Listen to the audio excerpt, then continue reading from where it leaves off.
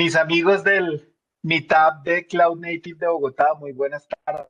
Espero que la estén pasando bien en sus casas, con sus familias, y que bueno, ya estamos, ya casi salimos de todos estos temas. Joa, ¿cómo vas? Don Gerardo, ¿cómo les ha ido? Muy bien, muy bien, muy bien. Aquí casi que cerrando el año, ¿no? Estamos. Don Gerardo, Ya las están, campanadas están sonando. ya están dando Gerardo las ya tiene las, bilheterías, Gerardo. sí, ya tiene allá las maracas, tiene el pesebre, Gerardo, ya está listo para la novena. A la séptima. Sí. Sí. ¿Cómo están todos los demás participantes? ¿Cómo están? Pueden mandar sus mensajitos ahí por el chat, prendan la cámara si quieren, acuérdense que estamos en una familia, relajados, si están en su casa vayan por un café, hagan algo y relájense que este espacio es cero corporativo, así que sin problema, problema. Bueno, listo. Súper. La que tenemos el día de hoy está bastante interesante. Hola Humberto, hola a los que están por ahí saludando.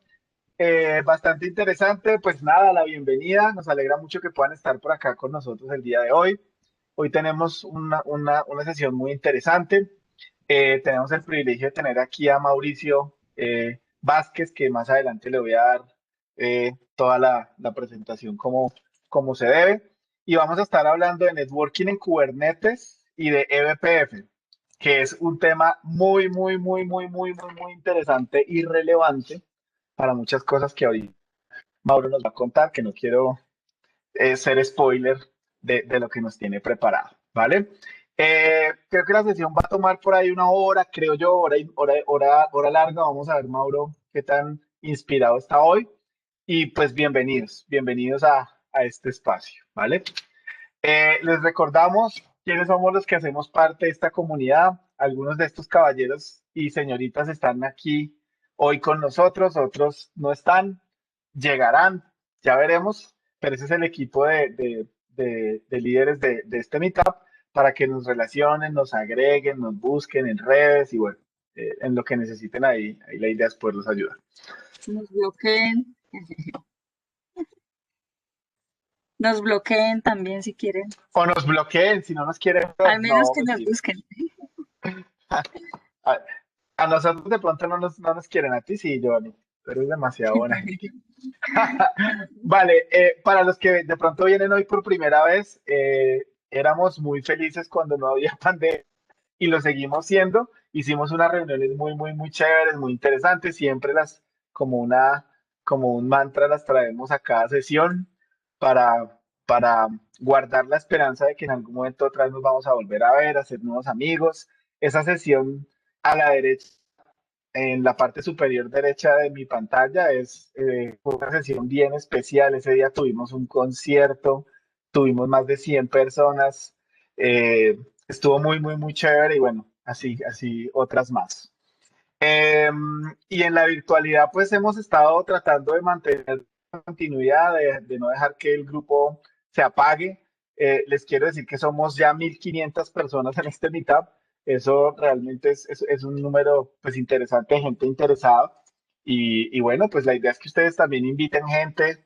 Por ahí al principio hablaba con alguien que está en la costa atlántica, un profesor de una universidad, y me contaba que él le dijo a todos sus estudiantes: métanse allá, que allá hablan cosas buenas y tecnología que les puede servir. Me gustó mucho lo que me estaba contando el hombre hace un momento antes de que ustedes entraron. Entonces, este espacio es para eso, este espacio es un espacio para compartir, es un espacio para poder escuchar y aprender de otros y bueno, pues eso somos.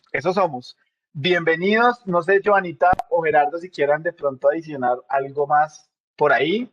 Eh, y si no, le damos ya el paso a Mauro. No, coordinado. Uy, disculpa. Darles las gracias por la participación y la asistencia a estos eventos. Creo que Ivancho es el último este año. Sí, Vamos a ver. esperemos a ver Pues qué yo, pasa. De pronto por ahí de fin de año traemos una sorpresa, pero puede ser el último. Vamos a ver, Uy, vamos igual a ver. si no lo es esto, no, pues que sigan motivados. Yo sé que es un proceso duro que hemos vivido todos y terminar de una sesión de trabajo 8 horas, 10 horas, 12 horas, bueno, lo que nos toque. Y seguir con esto es un esfuerzo grande, súper. Súper bienvenidos, igual quedan las puertas abiertas para las sesiones que vienen, los que quieran compartir su conocimiento. Les recordamos que hay un espacio para que se inscriban y empezar con esas charlas. Súper. Súper bien. Bueno, pues vamos a dar así a, a nuestro invitado especial del día de hoy, que trae una sesión súper relevante, súper interesante, que estoy seguro que les va a encantar. Y es Mauricio. Mauro, ¿cómo vas? Vale, hola a todos, ¿bien o no? Vale, siempre Todo me confundo bien. con tu nombre, Iván. Iván, sí, por favor. Bueno, Mauro, preséntate tú, dinos qué haces, qué te gusta hacer y bueno, arranca. El espacio es tuyo. Te agradecemos mucho por el espacio.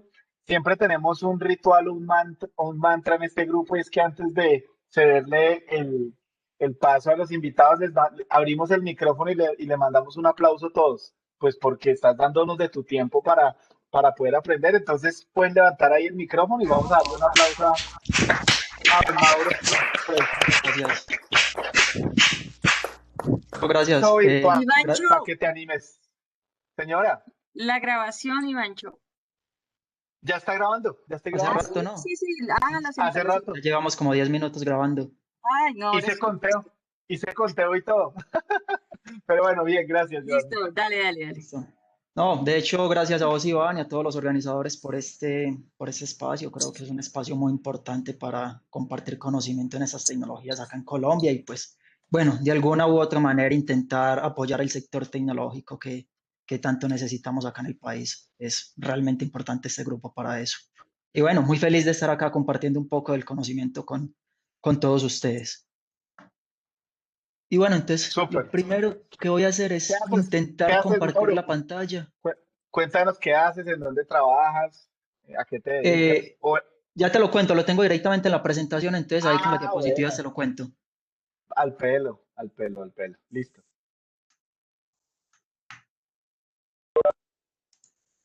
Listo, me confirman porfa si se ve bien la presentación, que no estoy seguro. Perfectamente. Listo, excelente. Bueno, entonces en esta presentación el día de hoy les voy a explicar un poco sobre qué es eBPF, ese va a ser como el tema central de la presentación, y les voy a hablar de los conceptos básicos del Kubernetes, del networking en Kubernetes. Y pues bueno, finalmente conectaré los dos temas y les explicaré cómo eBPF se usa para implementar el networking en Kubernetes.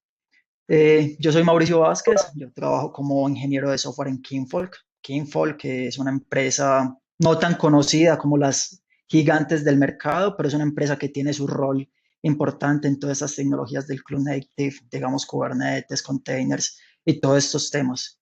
Es una empresa basada en Berlín, pero digamos que últimamente se han expandido y tienen un equipo remoto alrededor del mundo. Y bueno, estos son mis datos personales por si alguien me quiere seguir en las redes sociales o si alguien quiere hacer una pregunta o tiene alguna duda y no la quiere hacer acá, pues me puede escribir al correo sin ningún problema y yo les puedo responder. Bueno, en esta charla les presentaré qué es eBPF, cuáles son los conceptos básicos de eBPF y les hablaré un poquito de la historia de eBPF y les mostraré para qué se usa eBPF, qué es lo que podemos hacer eBPF con dos de los principales casos de uso que son el tracing y el networking. Ahí les haré unas pequeñas demostraciones y les mostraré unas herramientas muy poderosas y quizás las herramientas más importantes en dicho tema. Después de eso les presentaré el networking en Kubernetes, les hablaré un poco del modelo del networking en Kubernetes, les hablaré del concepto de providers, networking providers, les mostraré qué es el kube-proxy y les presentaré muy velozmente el concepto de servicios e ingres. Quizás para muchos de ustedes son conceptos que ya están muy familiares, quizás no, pero bueno, como para decir, para nivelarlos a todos, prefiero hacer un repaso general de todos esos conceptos y que sea claro. Eh, una anotación sobre las preguntas. Creo que si tienen alguna pregunta me pueden interrumpir y la pueden hacer directamente mientras estoy hablando. Iván, yo acá no puedo ver el chat, entonces si vos me puedes colaborar o alguno de los organizadores, porfa, si hay alguna pregunta me la No leen te y la preocupes. respondemos inmediatamente para no dejarla lo Claro último y que sí. esperar inmediatamente. Claro que Vale, sí. Aquí listo, estamos Iván. pendientes. Listo, muchísimas gracias. Bueno, entonces comencemos. ¿Qué es eBPF? Listo. eBPF es una tecnología en el kernel de Linux que nos permite ejecutar código del usuario.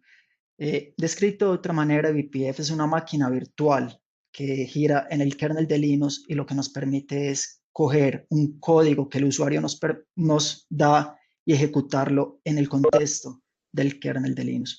No debemos pensar, cuando se dice una máquina virtual, no debemos pensar como una VirtualBox o un VMware, porque esas son máquinas virtuales de propósito general que nos ejecutan un sistema operativo, pero eso es una máquina virtual mucho más limitada, pero el concepto es lo mismo. Es un motor en el kernel de Linux que nos permite ejecutar código que el usuario nos da. ¿Para qué se usa eBPF? Se usa principalmente para tres cosas: para el networking, para el tracing, más adelante les daré detalles sobre estos, y para el security. eBPF es un tema que en los últimos años se está hablando mucho. Si ustedes han estado pendientes de las noticias de tecnología y de presentaciones, es un tema que en los últimos años se habla realmente mucho, se lo están usando para muchas cosas diferentes. Hay muchas personas y muchas empresas trabajando en dicho tema. Pero realmente eBPF podemos decir que no es tan nuevo. Depende del punto de vista que se vea. Existen dos versiones diferentes de BPF, una que se conoce como el Classic BPF, que fue creado en 1992, y la versión moderna, que es Extended BPF, que fue creada en el 2013. Existe una pequeña confusión sobre la terminología porque BPF era el original, el nuevo se llama eBPF, pero también le dicen BPF al nuevo, entonces no es muy fácil distinguir de cuál se está hablando. Bueno, realmente sí lo es. Cuando ustedes escuchen BPF o eBPF, actualmente pueden estar casi seguros que se están refiriendo a la nueva versión, que es la que nos permite hacer las cosas más interesantes. Digamos que el Classic BPF es una tecnología más legacy, que tiene su caso de uso muy particular, pero que hoy en día se ha visto un poco opacada por la versión extendida. Entonces, el Classic BPF, BPF significa Berkeley Packet Filter.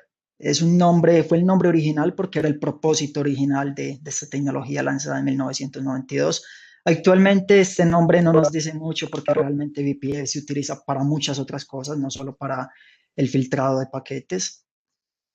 Lo que hacía esta tecnología original, lo que nos permitía hacer esta tecnología original era filtrar paquetes de red en el kernel de Linux.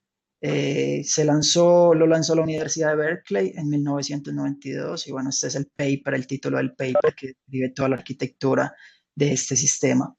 Esta tecnología también se conoce como Linux Packet Filtering y es la que se usa por TCP/dump, especialmente por libpcap.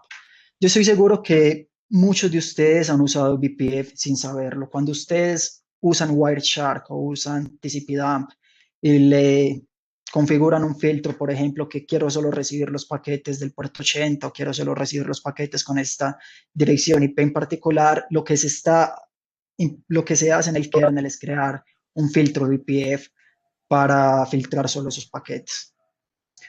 Este es el caso de uso principal y el único del Classic BPF. Entonces acá tenemos el comando TCP/dump y en este caso, en este ejemplo, queremos filtrar todos los paquetes que son los paquetes IP y los paquetes UDP. Entonces, BPF es un conjunto de instrucciones que nos permite leer el contenido del paquete y de acuerdo al contenido del paquete decidir si queremos filtrar, si queremos eliminar o si queremos enviar el paquete a TCP/dump de manera que el usuario lo pueda ver.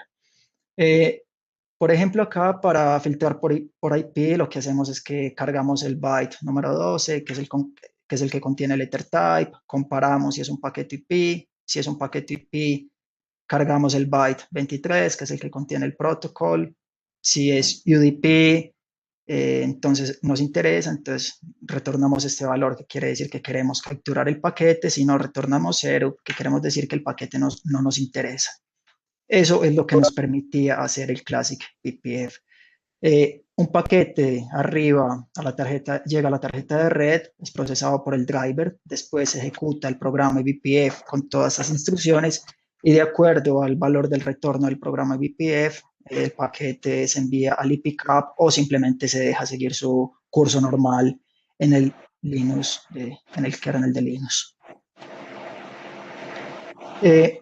La aplicación del Classic BPF era un caso de uso muy especial, muy particular, no era tan extendido y no permitía hacer más que eso. En el 2013, un desarrollador al SEI se le ocurrió que se podía extender eBPF, que esta era la base para crear una tecnología mucho más poderosa. Entonces, lo que se hizo en el 2013 fue extender el conjunto de instrucciones. eBPF es un conjunto de instrucciones en assembler, es como un procesador, por decirlo así. Entonces, lo que se hizo fue extender este conjunto de instrucciones con más registros, para ser precisos, 11 registros de 64 bits. Se creó un stack mucho más grande de 512 bytes en este caso, y se crearon otros conceptos que nos dan gran flexibilidad en eBPF. Se crearon las BPF maps, se crearon las helper functions, los tail calls y un proceso de verificación de seguridad. Más adelante les comentaré de qué se tratan estos conceptos para que quede más claro. Y bueno, con estas nuevas adiciones a BPF se habilitaron casos de uso mucho más interesantes, casos de uso, como ya se los mencioné, para tracing, para security y para networking, no solo para filtrar paquetes, sino para implementar algoritmos mucho más complejos que nos permiten hacer operaciones mucho más complejas sobre los paquetes, como enrutar los paquetes, modificar el contenido de los paquetes o eliminar los paquetes teniendo en cuenta el contenido de muchos más campos de los que permite el Classic BPF. Esta es una analogía que nos permite entender más o menos qué es el BPF. A mí personalmente no me gusta mucho la analogía, pero creo que es una buena manera de que las personas entiendan qué es BPF. Entonces, JavaScript es a un web browser como el BPF es al kernel de Linux. ¿Qué significa esto? El web browser tiene su código fuente estático que no se puede modificar y JavaScript lo que nos hace es permitir que el usuario, o mejor, que los desarrolladores puedan implementar o puedan modificar el comportamiento de las páginas con un lenguaje de programación. Es lo mismo en el kernel de Linux. El kernel de Linux tiene su comportamiento que está compilado, que es estático, pero nos permite a través de BPF modificar su comportamiento y alterar la forma en la que realiza ciertas funciones.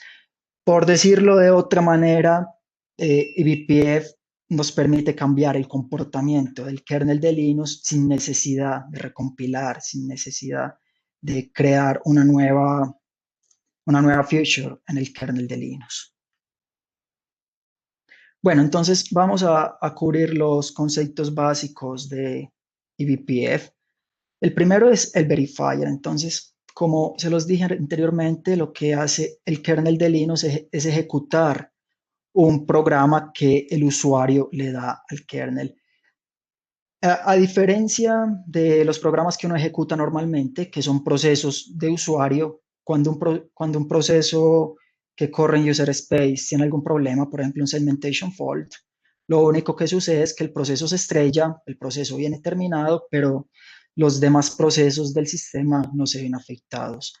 En el caso de eBPF, los programas eBPF se ejecutan dentro del kernel de Linux. Entonces, si un programa eBPF hace algo que no está permitido, si un programa eBPF se estrella, lo que va a suceder es que nos va a estrellar toda la máquina donde está girando. Para evitar eso, existe un proceso de verificación. Entonces, cuando el usuario carga un programa de eBPF en el kernel, hay un componente del kernel que se llama el BPF Verifier, que lo que hace es analizar todas las instrucciones assembly de dicho programa BPF para garantizar que dicho programa es seguro. ¿Qué quiere decir que el programa es seguro? Que no nos va a estrellar el sistema, quiere decir que no va a tener un segmentation fault, que no va a hacer una división por cero, que no va a acceder memoria que no es permitida, cosas por el estilo. Y también garantiza que este programa no va a realizar ninguna actividad maliciosa, por ejemplo, acceder a la memoria de otro proceso, modificar la memoria de otro proceso y cosas similares. Como un dato curioso, el verifier es bastante complejo y cuando uno está desarrollando una aplicación eBPF es uno de las partes de desarrollar la aplicación eBPF más difíciles. Lo que quiero decir es que muchas veces uno tiene su programa BPF que lo compila de C, lo compila en BPF bytecode y cuando lo va a cargar al kernel de Linux, el verifier dice no, ese programa no es seguro, no lo puedo ejecutar y lo que sale es una lista de instrucciones assembly diciendo acá está el error. Entonces uno muchas veces no entiende exactamente qué es lo que está sucediendo, pero es algo que se necesita, es necesario verificar que el programa sea seguro para evitar afectar el sistema.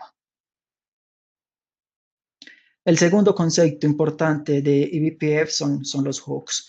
Entonces, un programa eBPF es ejecutado por eventos. No es como un programa normal que yo lo ejecuto y él comienza a correr y el sistema comienza a correr sus instrucciones. eBPF, los programas eBPF se ejecutan cada vez que sucede un evento en el kernel. Los programas eBPF se pueden conectar, attach a diferentes hooks. Algunos son para tracing, que son estos QPros, UPros, trace points. Estos son unos puntos donde el sistema operativo Linux, en este caso, nos da información acerca de las operaciones que está ejecutando. También podemos conectar los programas eBPF a las system calls. Cada vez que una system call se ejecuta, el programa eBPF se ejecuta. Otra posibilidad es conectar esos programas a los dispositivos de red. Entonces, por ejemplo, acá a la derecha, cada que un paquete llega a una NIC, el programa eBPF se ejecuta. Se puede hacer también en el otro sentido, cada vez que un paquete se envía a través de dicha NIC. Y bueno, hay demasiados hooks, son muchos en realidad, son como 20 si no estoy mal, cada uno con su caso de uso particular. Por ejemplo, otro interesante son los sockets. Cada vez que una aplicación escribe información en un socket, se puede ejecutar un programa eBPF. Entonces, la idea general acá es que los programas BPF se ejecutan cada que hay un evento en el kernel de Linux y el usuario puede decidir a qué eventos conecta dichos programas cuando los carga en el kernel de Linux. El tercer concepto importante de eBPF son los mapas eBPF. Una mapa eBPF es una estructura de datos que nos permite compartir información entre diferentes programas eBPF y aplicaciones o procesos que corren en user space.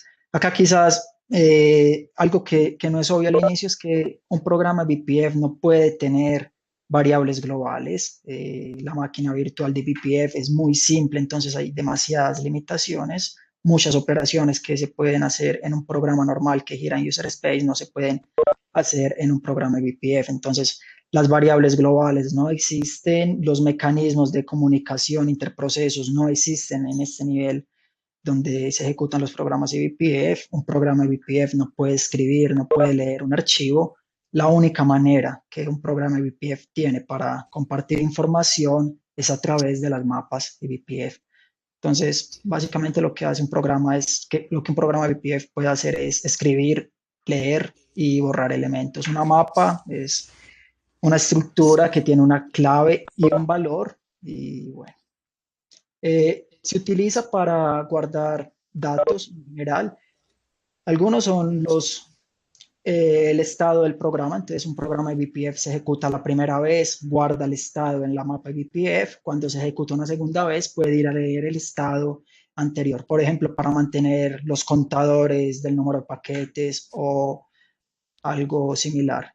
Otro caso de uso para las mapas es guardar la configuración. Normalmente una aplicación en User Space escribe cuál es la configuración del programa BPF. Cuando el programa BPF se ejecuta, va a leer dicha mapa, obtiene la configuración y dependiendo de la configuración, bueno, se comporta de una u de otra manera. Existen diferentes tipos de estos mapas BPF. Existen las hash tables. Las hash tables son, la clave en este caso es cualquier tipo de dato, una estructura general. Un array es un caso particular de la hash table donde la clave es un entero. Existen las colas donde no hay una clave, sino que los elementos se leen de acuerdo al orden en el que fueron escritos, sea una LIFO o una FIFO. Y bueno, existen unas estructuras más especializadas. Por ejemplo, existe una mapa longest prefix match donde la clave es un número y un prefijo, tipo una dirección de red. Eso nos permite implementar algoritmos de routing. Y otro tipo de mapa, por ejemplo, sería un ring buffer que nos permite enviar eventos, información desde un programa BPF a una aplicación en User Space. Y de nuevo, existen aproximadamente 25 o 27 tipos de mapas diferentes. Cada uno tiene su caso de uso particular. Es normal que cuando se encuentra algo cuando un usuario, un desarrollador, encuentra algo que no puede hacer, hace una propuesta al kernel de Linux y el kernel de Linux, los desarrolladores del kernel de Linux agregan una mapa con esa funcionalidad en particular. El cuarto concepto fundamental de BPF son las helper functions.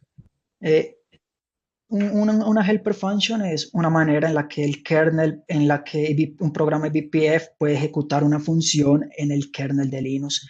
Hay ciertas operaciones que un programa de BPF no puede realizar. Él necesita ayuda de cierta manera del kernel de Linux. Entonces, estos helpers son como una manera en la que el programa de BPF le dice al kernel, ok, por favor, haz esta operación y dame el resultado. El concepto es muy similar al que uno usa cuando está desarrollando una aplicación y uno importa una librería, que uno llama a una función de la librería para realizar dicha operación. Acá no existe una librería, simplemente todos los programas BPF pueden usar una lista definida de helpers en el kernel. Algunos ejemplos son obtener la hora, obtener la fecha. Entonces acá el programa BPF hace la llamada, el kernel implementa dicha función y retorna el resultado al programa BPF. Acceder a los mapas BPF, leer, escribir o eliminar un elemento también se hace a través de las helper functions. Algunas operaciones para manipular los paquetes de red, manipular los bytes del paquete de red, calcular el checksum, se realizan a través de los helpers. Operaciones también como enviar el paquete a otra interfaz de red o eliminar el paquete se hacen a través de helper y de nuevo la lista de helpers es una lista bastante larga. El último concepto de BPF que les quiero presentar hoy son las tail calls y las function calls. Entonces, la tail call es un mecanismo que permite que un programa eBPF llame a otro programa eBPF. El punto clave de la tail call es que cuando un programa eBPF llama a otro programa eBPF, se reemplaza el programa inicial y no existe una manera de retornar. No es como cuando uno llama a una función, que uno llama a la función se ejecuta y luego el programa principal retoma el control de ejecución. No, cuando un programa BPF ejecuta una tail call, el segundo programa toma el control y no se vuelve nunca al primer programa. Eso nos permite implementar cadenas de programas eBPF, donde el primer programa llama a un segundo programa, un tercero, un cuarto y así sucesivamente. ¿Para qué nos sirve esto? Nos sirve para dos cosas. La primera es hacer los programas modulares. Cuando tenemos una lógica muy compleja y difícil de implementar en un solo programa, la podemos dividir en programas más pequeños, más fáciles de mantener, más fáciles de entender. La otra limitación es que los programas BPF no pueden ser muy grandes, existe un tamaño máximo permitido por el verifier en el kernel. Entonces, cuando un programa se está volviendo muy grande, lo que se hace es que se parte en programas más pequeños y se hacen estas tail calls, se dividen en diferentes programas y se encadenan el uno al otro usando las tail calls. Otra posibilidad que nos brinda BPF son las function calls. Una función, este es el mismo concepto de todos los lenguajes de programación, es un conjunto de código que nos realiza una operación en particular y que se puede reusar.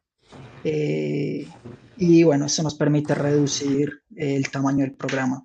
Quizás ustedes se están preguntando, bueno, pero ¿qué tiene de especial una function call? No entiendo por qué es algo especial, si es algo que se puede hacer en todos los lenguajes de programación normalmente. Bueno, el punto por el cual esto es importante en BPF es que fue algo que no existió por muchos años trabajamos sin tener esta posibilidad. Lo que se hacía era definir una especie de macros y estas se insertaban como tal código, se copiaba todo el código de la función y se insertaba en línea en el código del programa.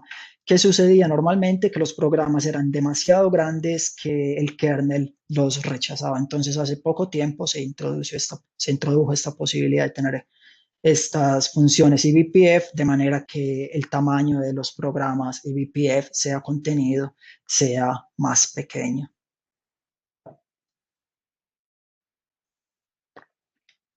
Esta es como la imagen general de BPF, de los diferentes componentes y conceptos de BPF. Normalmente lo que hace un usuario, por usuario me refiero a un desarrollador, escribe un programa BPF usando C, el programa se compila usando un compilador, uno de los principales y con el soporte más avanzado para BPF es CLang, el LLVM. Esto nos arroja un programa BPF con las instrucciones ensamblador allí. Este programa BPF se carga en el kernel de Linux. Acá se hace el proceso de verificación, el cual les hablé al inicio. Y después de que el proceso de verificación es satisfactorio, tenemos el programa en el kernel de Linux. Este programa puede ejecutar las funciones del kernel, estos son los helpers, y también puede acceder a los mapas BPF para compartir información con una aplicación que se ejecuta en user space.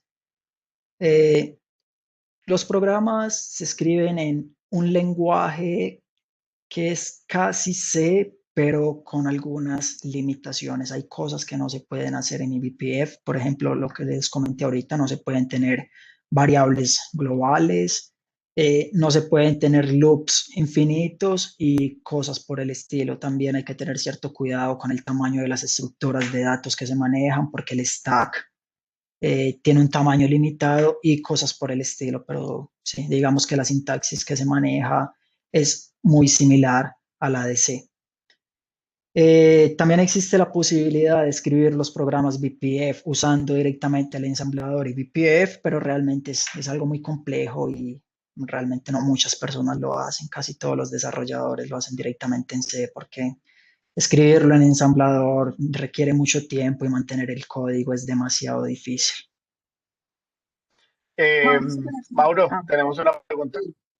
Claro que sí. Dale. No, dale.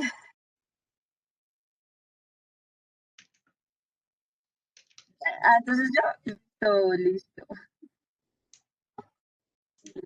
Y tenemos una pregunta. ¿Ves? Me hiciste cerrarla, Ivancho. Perdón. Ahora me Listo, yo la puedo leer acá si quieren. Sí, listo, ¿ves? Gracias. Listo, entonces, Humberto nos pregunta que si con el servicio de VPF puedo realizar un filtrado de ingreso de información específica a un server por medio de una interfaz de red Ethernet. Sí, Humberto, se puede hacer. Puedes realizar un filtrado para prevenir ataques, puedes implementar una especie de DDoS, un sistema anti-DDoS, puedes implementar un firewall. Depende hasta dónde quieres filtrar. Por ejemplo, hacer filtrado por diferentes direcciones de destino, direcciones IP, puertos, protocolo, es relativamente fácil. Ya si quieres hacer un filtrado a nivel 7, por ejemplo en HTTP, y filtrar por ejemplo, una string, una cadena de texto en una petición HTTP y cosas por el estilo, inicia a ser un poco más complejo por las limitaciones de BPF. Pero sí, digamos para el nivel 3, para el nivel 4 se hace y efectivamente es uno de los casos de uso principales de BPF para el networking.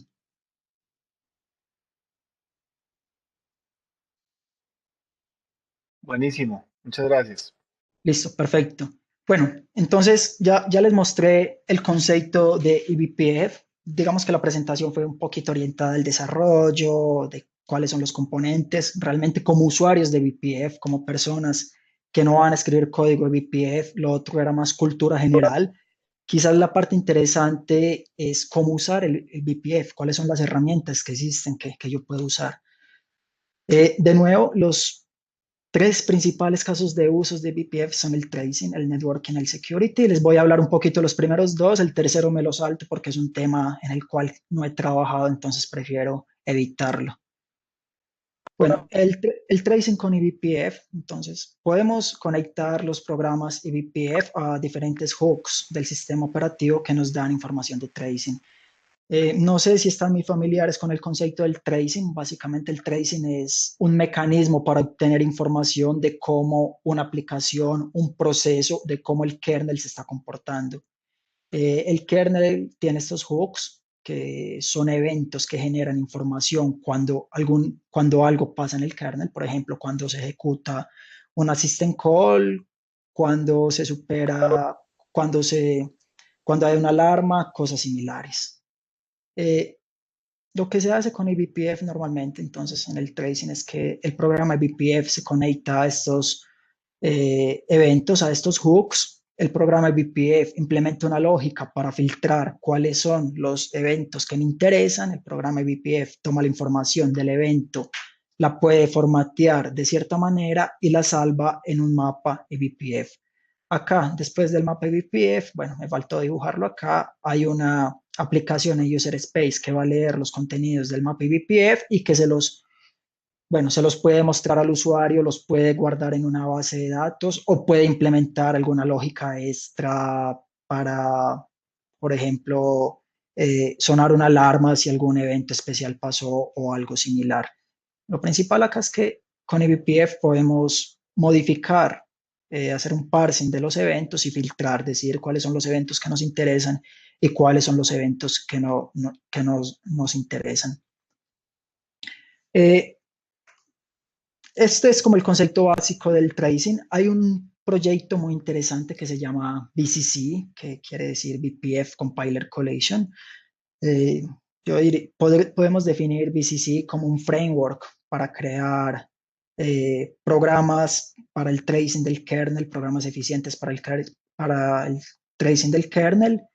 BCC es un conjunto de librerías que nos permite escribir los programas BPF de una manera mucho más fácil. Tiene librerías en Python, en Lua y en C++ que nos permiten coordinar, inyectar estos programas en el kernel de Linux. Los programas BPF siempre son escritos en C, pero digamos la parte de la librería que está encima, que nos compila el programa, que nos lo inyecta en el kernel, con la cual accedemos a los mapas, existen librerías en diferentes lenguajes, como los mencionados acá. Realmente la parte interesante de BCC es que tiene muchos ejemplos, tiene herramientas y tiene documentación. Entonces, como un usuario, lo que vamos a hacer normalmente es leer la documentación de las diferentes herramientas y usarlas sin necesidad de crear, sin necesidad de escribir código BPF. Sin embargo, si se necesitara en algún caso particular modificar una de las herramientas o crear una herramienta propia, BCC nos presenta un framework, unos wrappers, de manera que eso lo podamos hacer fácilmente sin tener que tener en consideración todos los detalles de bajo nivel de BPF. Esta es la imagen que nos describe BCC de la mejor manera. Lo que vemos acá en la mitad son los diferentes subsistemas del kernel de Linux. Por ejemplo, acá tenemos el subsistema del storage, acá tenemos el networking, bueno, otras cosas, el scheduler, virtual memory, y otros elementos del kernel de Linux. Cada uno de estos nombres que tenemos acá es una herramienta que existe en VCC y nos indica cuál es el subsistema del kernel de Linux que podemos tracear, hacer tracing con dicha herramienta. Por ejemplo, acá tenemos OpenSnoop, que es una herramienta que nos permite saber cuáles son los archivos que se están abriendo en el sistema. Acá tenemos otras herramientas relacionadas con TCP que nos permiten, por ejemplo, saber cuáles son las conexiones TCP que el sistema está haciendo, cuáles son las conexiones que está cerrando, las que está abriendo y así sucesivamente. Como pueden ver, son muchas las herramientas que hay y nos permiten hacer un tracing de casi todos los subsistemas del kernel de Linux. Bueno, les voy a mostrar una demostración les voy a hacer una demostración de cómo podemos usar VCC. ¿Me confirman, por favor, si ven las dos terminales que cambié de escritorio y no estoy seguro si todavía se ven? Sí, señor. Sí, señor, Listo, perfecto. perfecto. Entonces, yo lo que tengo acá es VCC. No les voy a mostrar en esta demostración cómo se instala, pero existen diferentes paquetes para las distribuciones de Linux más populares, Ubuntu, Debian, Fedora, bueno, y similares.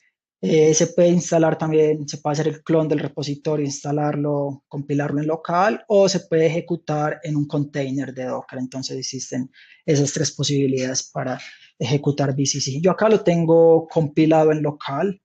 Era la solución más fácil que yo tenía. Entonces, estas son las diferentes herramientas. Estas son las diferentes herramientas que nos da VCC, son las mismas que les mostré en la imagen anterior. Vamos a ejecutar una de ellas que es OpenSnoop.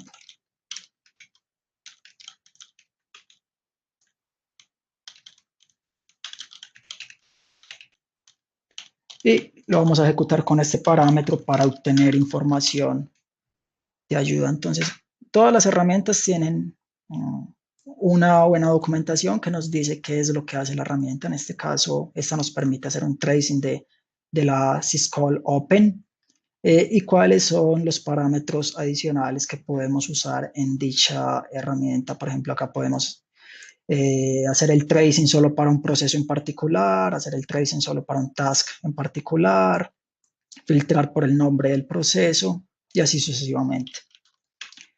Si ejecutamos la herramienta sin ningún parámetro, lo que va a hacer la herramienta es que nos va a dar la lista de todos los archivos que se están abriendo en mi sistema. Antes de eso, les quiero mostrar una cosa. Veamos si todavía lo puedo ver. Lo que hace este programa BPF, antes de mostrarme, lo que hace esta herramienta antes de mostrarme toda esta información es compilar un programa BPF, inyectarlo en el kernel, conectarlo a la syscall open y en user space hay una aplicación que constantemente lee la información de una mapa BPF, hace un parsing de esa información y no la imprime en la terminal. Entonces, bueno, como podemos ver acá, lo voy a cerrar porque en este momento hay muchos eventos. Estos son todos los archivos que las diferentes aplicaciones están abriendo en mi sistema. Bueno, muestra muchas cosas porque lo estoy ejecutando en la misma máquina que tengo abierto la presentación, que tengo todo. Si queremos, por ejemplo, filtrar por un nombre de proceso en particular, lo podemos hacer. Acá quiero ver cuáles son los archivos que me está abriendo un proceso que se llama cat. Entonces acá en la terminal de la izquierda voy a abrir algunos archivos.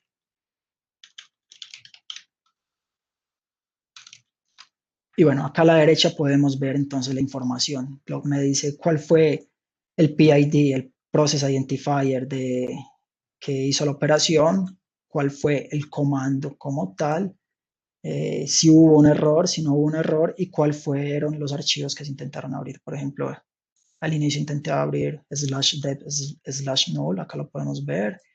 Por ejemplo, para etc host, que no existe, podemos ver que retornó un error.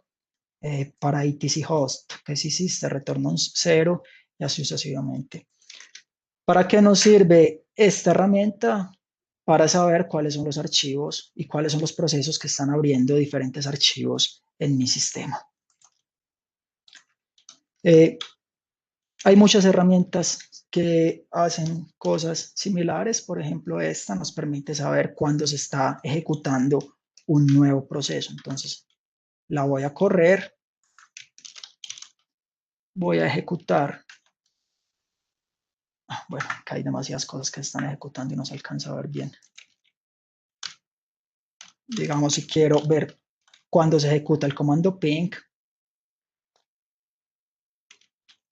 lo puedo hacer así y puedo ver que acá se ejecuta el comando ping. Y bueno, me da información como cuál es el process identifier de dicho proceso, cuál fue el parent process, el proceso que me ejecutó dicho proceso y bueno, los argumentos y toda la información de ese proceso. Esto es otra herramienta que nos permite debuguear un sistema, Manuel, saber, contame. algunas preguntas. La primera, ¿con eBPF puedo rastrear comandos emitidos en los shell bash que se ejecuten? Creo que aquí la respuesta es sí, con lo que estamos viendo, ¿no? Sí, creería que la respuesta es sí. Pues, por lo que vemos acá, sí se pueden rastrear los comandos que se ejecutan. Ok. La segunda es, ¿con OpenSnoopy también podría ver los archivos consultados en tiempos anteriores? No, eso no es posible. Se tiene que estar ejecutando mientras se consultan los archivos, porque la manera en la cual funciona es que cada que se abre un archivo, se ejecuta un programa BPF y dicho programa BPF captura la información y la envía a una mapa BPF donde se guarda esa información. Entonces, si no se está ejecutando la herramienta, no se puede saber qué se ha visto anteriormente. Una posibilidad podría ser tener una herramienta más especializada que se ejecuta por siempre en el sistema y que de cierta manera nos mantiene un log de todos los archivos que se abren. Ok. Pero Y bueno, la última es, ¿estas herramientas necesitan instalación de paquetes o archivos para usarlas? Bueno, que sí. eh, esa pregunta es difícil porque tiene varias respuestas, sí y no. Sí, porque una de las formas de instalarlo es instalando los paquetes de los diferentes sistemas operativos o compilándolo en local. Ahí se necesita pues hacer una compilación de ciertas librerías. Pero si se ejecuta con Docker, lo único que se tiene que hacer es bajar la imagen Docker y correrla sin necesidad de instalar nada en el host. Bueno, obviamente necesitas Docker, pero aparte de eso no necesitas nada más. Ok, ok. Una pregunta, y esa es mía. eBPF, digamos, como tiene también una carga seguramente sobre una penalización de desempeño en escenarios en donde hay un tracing alto, ¿qué tanto hoy utiliza tecnologías, como estamos hablando de networking, como DPDK y este tipo de procesadores que hoy, digamos, están optimizados para todo el tipo de procesamiento de este tipo Listo. de consultas y temas que se dan obviamente en estos espacios de kernel? Es, es una, es una pregunta muy, muy interesante. Originalmente BPF fue pensado como un lenguaje genérico para procesar paquetes, para hacer tracing, sin depender en la arquitectura del procesador.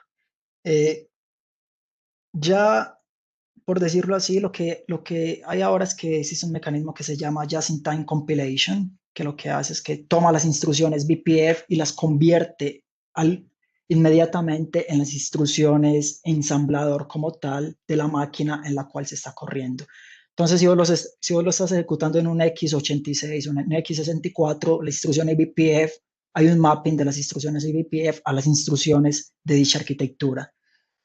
Para un hardware más especializado, lo único que yo sé es que hay un proyecto o más bien un paper que busca correr programas BPF en FPGAs. Entonces, no sé exactamente cómo funciona, pero la FPGA compila el programa y es capaz de, bueno, de reprogramar su hardware para ejecutar dicho programa. Mm, pero sí, realmente deben también haber otras opciones o otras alternativas optimizadas para otro tipo de procesadores, pero yo no estoy muy enterado de dichas opciones. Una de las razones principales es que la idea es ejecutar eBPF en los mismos sistemas que estás ejecutando las otras aplicaciones normales. Entonces, donde tienes tu base de datos en el mismo servidor, metes el firewall con eBPF. Entonces, la idea es como quitar un poquito esos elementos externos que nos hacen todo ese procesamiento y acercarlos un poco al host. No sé si te Seguro, seguro. respondí o si quizás te enrede más. No, no, no, no, no. Está bien. Digamos que en mi vida pasada en VMware, seguramente has escuchado de NSX o NSX en Network Virtualization. Justamente lo que se hacía en este tipo de tecnologías es que dentro del kernel del hipervisor se inyectaban unas librerías para poder poner un firewall stateful de capa 4 e instrucciones también de nivel 3 para poder manejar routing. Y obviamente eso tenía una penalización sobre el kernel del hipervisor. Y de ahí, de ahí el tema de tecnologías como DPDK, que son, eso traduce Data Plane Development Kit, creo. Y básicamente son unos procesadores que están optimizados porque muchas de las instrucciones que antes corrían en infraestructuras en hardware para networking, ya se están llevando más cerca. Entonces, lo que hizo VMware hace varios años fue llevar routing y switching y firewall al kernel del hipervisor.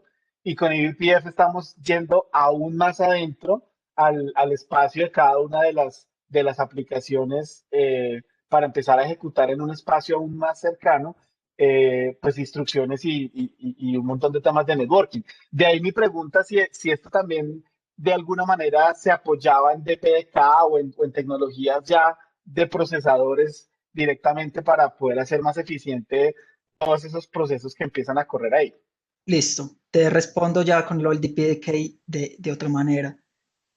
Yo personalmente lo veo como tecnologías que compiten, no son, son tecnologías que buscan hacer lo mismo, pero de maneras diferentes. Digamos, con DPDK lo que se hace es que se quita todo el networking de Linux porque no se usa. DPDK se ejecuta, me toma los paquetes directamente de la tarjeta de red, me los procesa y me los envía a una máquina virtual o donde necesite. eBPF hace lo mismo, la diferencia con eBPF es que eBPF está integrado directamente en el kernel de Linux, entonces toda la lógica, todo el código que ya existe en el kernel de Linux no se bota, por decirlo así, sino que se puede reusar. Obviamente DPDK es más rápido. ¿Por qué es más rápido? Porque DPDK funciona usando el 100% de la CPU, es un proceso que gira infinitamente, que no tiene interrupciones, entonces pues obviamente no puedes tener mejores prestaciones que DPDK, pero hay en algunos casos que DPDK no va tan bien. Por ejemplo, cuando tenés poco tráfico, tenés una CPU que se usa al 100% para procesar unos pocos paquetes, mientras con otras soluciones como VPF puedes hacer lo mismo sin usar el 100% de la CPU. Entonces, sí, yo diría que son tecnologías que compiten un poco. Digamos que VPF, personalmente, pues obviamente mi visión es un poco desviada porque es con la tecnología con la cual trabajo. Creo que VPF es más poderoso porque está integrado en el kernel de Linux, entonces todo lo que ya hiciste lo puedes Sí. reusar y no lo tienes que botar como sucede con el DPDK. Seguro, no, y obviamente eso va también en línea con todo lo que se está desarrollando alrededor de containerización, Kubernetes. Entonces, digamos que el caso de uso se asocia más a procesos livianos que cada vez necesitan menos recursos en general de kernel, de procesamiento y de memoria, pues porque se Exactamente. ajustan más a los contenedores, ¿no? Un poco por ahí la línea. Exactamente. Exactamente, sí. Si vos necesitas, por ejemplo, ejecutar una aplicación que te hacen encoding de video, donde la tenés que hacer en tiempo real, que no se recibís 10 gigabits de información, DPDK podría ser la tecnología ideal en ese caso, porque es una tecnología fuerte que te, que te da el máximo potencial, por decirlo así. Pero sí, para el mundo Cloud Native, VPF es algo mucho más alineado. Total, total. Bueno, aquí hay otras preguntas. Déjame te las voy dando. Claro que sí. Con esto, ¿un contenedor puede tener acceso al kernel del host? ¿Puede ser un riesgo de seguridad? Sí y no, depende de cómo ejecutes el contenedor. Para cargar un programa eBPF en el kernel, tienes que tener una capability del kernel que se llama sysadmin, que es como la que te permite hacer muchas operaciones privilegiadas. Si tenés esa capability, lo puedes cargar en el kernel de Linux. Si no la tenés, no la puedes cargar. Entonces, si vos ejecutas un contenedor con unas capabilities limitadas, no es un riesgo porque no lo puedes cargar. Yo no lo vería como un riesgo, lo vería más como una oportunidad. Digamos que si en ciertos casos de uso se permiten que los contenedores carguen programas eBPF, se podrían tener resultados interesantes. Seguro. Igualmente, normalmente no es algo que se le da a los contenedores dicha posibilidad, pues generalmente los contenedores no pueden ejecutar estas operaciones privilegiadas, salvo que sean contenedores del sistema como tal. Sí, seguro. Hay varias cosas en diferentes plataformas para cubrir eso. Security Context Constraint y bueno, hay varias cosas ahí para evitar que eso pase. Otra pregunta. ¿La ejecución es multiprocesador? Sí, es multiprocesador y se ejecuta en el mismo procesador, en el mismo núcleo donde se ejecuta el evento. Eh, Pongo el caso que se entiende más fácil. Una tarjeta de red, cuando llegan los paquetes, lo que hace una tarjeta de red es que tiene un algoritmo de hash y de acuerdo a la tupla, dirección IP, destino, origen, los puertos, la tarjeta de red elige cuál es el procesador que va a ejecutar, que va a recibir dicho paquete. En ese mismo procesador que recibe dicho paquete se ejecuta el programa BPF. Entonces, si vos tenés una tarjeta de red, hablando en el caso específico de una tarjeta de red que recibe paquetes con diferentes direcciones IP de destino, pues los programas se pueden ejecutar paralelamente en diferentes núcleos del procesador. Súper. Y la última, ¿se puede rastrear desde la máquina virtual paquetes de un switch en un Blade? Uy, me corchaste con lo del Blade. ¿Me puedes dar un poquito de contexto, porfa? Eh, bueno, no, eso básicamente pongámoslo en términos de servidores, como para que no nos enredemos tanto. Si tú tienes un conjunto de servidores, ¿podrías rastrear los paquetes de una máquina virtual? O sea, si se Eh, intenta comunicar, de hecho, no sé si la pregunta se pone, quita el mute y la fórmula, para entender un poquito mejor. Eh, a ver si lo tenemos por ahí, creo que es Suzuka.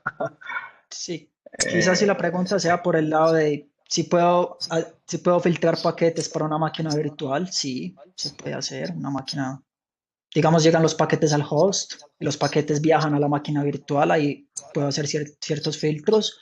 Y de la otra manera también, cuando una máquina virtual intenta enviar paquetes al mundo exterior, mm, también ahí puedo instalar un programa de VPF para rechazar o para hacer algún sistema ahí filtrado en sí, dichos paquetes. No sé si de pronto la pregunta era por ese lado. yo creo que sí, Eso sí, pero pues, no, creo que no se desmuteó, pero bueno, si quieres, listo, igual, sigamos. sí, si algo la escribe ahorita la podemos resolver bien. Dale. Bueno, entonces, ¿hay más preguntas por el momento o continúo? Señora, adelante. Buenísimo. Listo, perfecto. Bueno, entonces acá les estaba mostrando el SXNOP, que es la que nos permite saber cuándo se ejecutan procesos nuevos en el sistema. Y bueno, hay muchas más herramientas. Acá voy a ejecutar una que se llama TCP Connect. Esta nos permite detectar cuando se realiza una conexión TCP. Bueno, realmente no recuerdo si es cuando se origina desde mi sistema hacia afuera o también las entrantes, no estoy seguro. Pero bueno, por ejemplo, acá accede a la página de Kinvolk y podemos ver la dirección origen de mi computador, la dirección destino, cuál fue el puerto que se usó, cuál fue el comando que ejecutó dicha aplicación con el PID, cuál fue el tipo de IP que se utilizó y eso. Y bueno, el resumen acá en VCC, para concluir esta parte de VCC, es que tiene muchas herramientas listas para usar, herramientas muy poderosas que nos permiten hacer debugging de un sistema Linux. Les quiero mostrar solo una cosa con un momentico. Obviamente acá pues como para temas de presentación les estoy mostrando las herramientas más básicas, las que yo sé manejar más bien, las que yo sé que en una presentación en vivo no me van a fallar, pero hay herramientas muchísimo más poderosas. Por ejemplo, existe esta que personalmente nunca la he usado, solo la he escuchado, pero me parece muy impresionante que se ejecuta. Esta nos permite tracear qué es lo que está haciendo un proceso y acá podemos ver todas las funciones que dicho proceso está ejecutando. Entonces, este es un ejemplo de algo que tiene que ver con una base de datos y podemos ver acá cómo hay diferentes funciones relacionadas con MySQL. Y bueno, nos permite ver pues cómo una función llama a otra función, el tiempo que cada función se demora ejecutando, el número de veces que la función fue ejecutada y bueno, ese tipo de información en general. Digamos que lo que les mostré son las versiones básicas que se ejecutan en línea de comando. Hay algunas herramientas más avanzadas que tienen interfaces gráficas que nos permiten obtener una información mucho más fácil de interpretar. Listo, entonces lo que les mostré hasta este momento no tiene relación con Kubernetes, son BPF, es una tecnología genérica, el BCC es algo que se puede utilizar para realizar el tracing en un sistema Linux sin Kubernetes. Esto lo podemos conectar con Kubernetes porque BCC también lo podemos utilizar en Kubernetes. ¿Cuál es el problema? Que BCC es difícil de utilizar como tal en Kubernetes porque primero cuando uno ejecuta un pod en Kubernetes uno no sabe en qué nodo va a terminar generalmente. Uno puede consultar el nodo, pero entonces lo que tendría que hacer es conectarse al nodo en SSH, instalar BCC, ejecutar BCC allá. Bueno, algo que no es muy sencillo. También, pues, en muchos casos uno no tiene acceso en SSH a los diferentes nodos del clúster. Otra limitación es que en el contexto de Kubernetes uno lo que quiere es hacer el tracing de los pods. Uno no le interesa generalmente la información de un proceso en el pod. Uno quiere saber qué es lo que qué es lo que está haciendo el pod o qué es lo que está haciendo el container como tal. No quiero saber qué está haciendo un proceso en particular en el container. Y también queremos tener soporte para conceptos específicos de Kubernetes como labels y cosas por el estilo. Por ejemplo, poder tracear, hacer tracing en los pods que tienen un label en particular y cosas similares. ¿Cuál es la solución a este problema? Bueno, usar una herramienta diseñada para Kubernetes. No quiere decir que BCC está mal diseñado, no. El propósito de BCC no es ser usado en Kubernetes. BCC cumple su función al ser usada en un nodo, pero en Kubernetes no funciona muy bien. Entonces hay algunas herramientas que nos permiten hacer tracing usando BPF en Kubernetes. Estos son algunos ejemplos de esas herramientas. Está Inspector Gadget, hay otro que se llama kubectl Trace, Tracee, seguramente hay más de las cuales no conozco, de las cuales no incluí acá. Les voy a presentar Inspector Gadget. Acá como un pequeño paréntesis, Inspector Gadget es desarrollada por Kinvolk. No se las quiero presentar como vendiéndoles la herramienta, simplemente se las quiero presentar como mostrándoles un ejemplo de lo que se puede hacer usando eBPF con Kubernetes. Bueno, entonces les voy a mostrar Inspector Gadget. Solo un segundo, ya está. Entonces, acá ya tengo un clúster Kubernetes que estoy ejecutando acá localmente en mi computador y tengo Inspector Gadget instalado. Entonces, Inspector Gadget es un plugin de kubectl. Los plugins de kubectl son los que puedo ejecutar usando kubectl. Dame un segundo, por favor. Bueno, me salté un pedazo, perdón, estaba muy emocionado, quería ir directamente a la demo, pero me salté la presentación de Inspector Gadget. Entonces, ¿qué es Inspector Gadget? Inspector Gadget es un conjunto de herramientas o gadgets que llamamos nosotros para hacer debugging e inspeccionar aplicaciones en Kubernetes. Algunos de esos gadgets o de esas herramientas están basadas en BCC. Inspector Gadget lo que hace es se ejecuta como un daemon seed, es decir, en cada nodo del clúster se ejecuta un pod con BCC instalado y con algunas herramientas instaladas, y lo que va a hacer es que usa eBPF para monitorear los eventos en los diferentes nodos. Inspector Gadget nos permite filtrar por las labels de los pods, por el nombre del pod, por el nombre del container y algunas otras.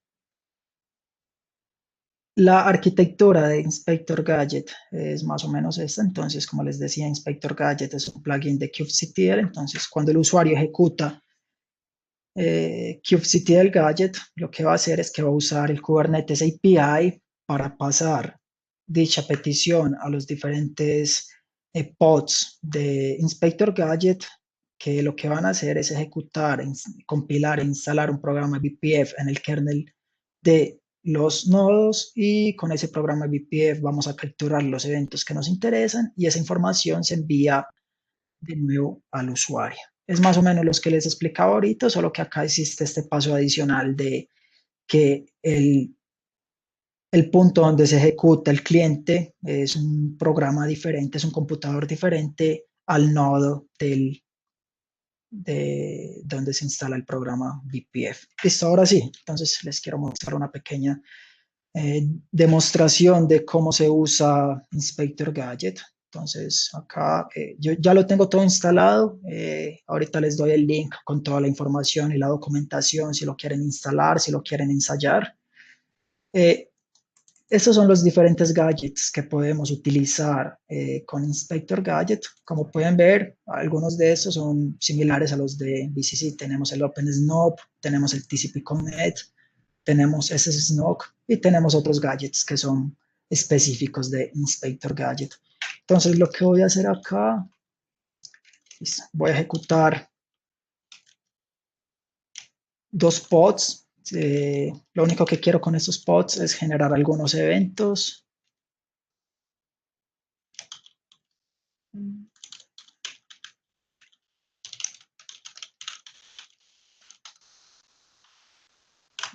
Listo. Oh, le tengo que cambiar el nombre. Listo, entonces tengo los dos pods. Oh, este tiene un error. Bueno, ignoremos ese por el momento. Tengo un pod que se está ejecutando. Lo que yo puedo hacer con Inspector Gadget es acá mejor. Por ejemplo, si yo corro OpenSNOP, con esto voy a obtener información de los diferentes archivos que se están abriendo en los pods de mi cluster. Entonces, el pod que había ejecutado ahorita hacía este comando, whoami, y acá podemos ver cómo el comando se está ejecutando y me está abriendo este archivo. Mauro, muestra todos los pods del worker node. Dame un segundo. ¿Listo? Dame, yo te lo muestro bien.